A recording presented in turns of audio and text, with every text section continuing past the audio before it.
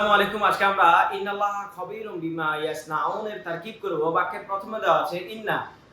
আমরা জানি ইন্না আন্না কান্না লাইতা লাকিন্না ওয়া আল্লাহ এগুলোকে বলা হয় হুরুফুল মুশাব্বাহাতু বিল ফিল। হুরুফুল মুশাব্বাহাতু বিল ফিল কখনোই তারকিবের অংশ হয় না।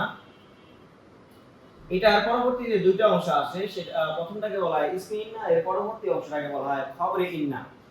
ইসমে ইন্নাটা সবসময় হচ্ছে জবর বিশিষ্ট হবে। যেখানে জবর পাবে সেখানে দুইটা জবর পেতে পারে, আর যদি দুইটা জবর পায় তাহলে এর সাথে একটা অতিরিক্ত আলিফ চলে আসবে।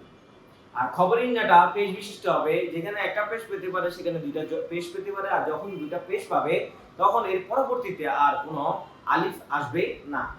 যেহেতু আমরা জানি ইন্না আন্না কান্না লাইতা লাকিন্না ওয়া আল্লাহ এগুলো হচ্ছে হুরুফুল মুশাব্বাহাতু বিল ফিল। হুরুফুল মুশাব্বাহাতু বিল ফিল এর পরবর্তী অংশটাকে বলা হয় ইসমে ইন্না।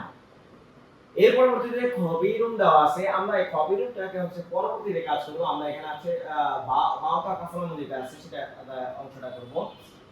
তাহলে এখানে হচ্ছে বিমানের মধ্যে বি দেওয়া আছে। আমরা যে বাওটা কাফলা ওয়াও নুন মুসকালা রুবা শামিনা আতা ফি আনা আলা তাইলা এগুলো হরফে জার পরবর্তী অংশটাকে বলা হয় মাজরুর, যার মধ্যে মিলে মুতাআল্লাক হয়।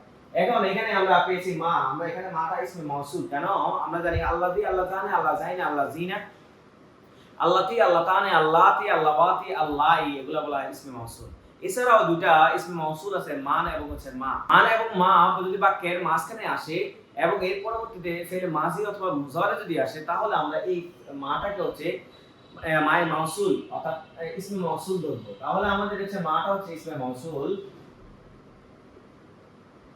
এর পরবর্তী ইয়াসনাউন এর হচ্ছে আমরা জানি এটা হচ্ছে ফেল।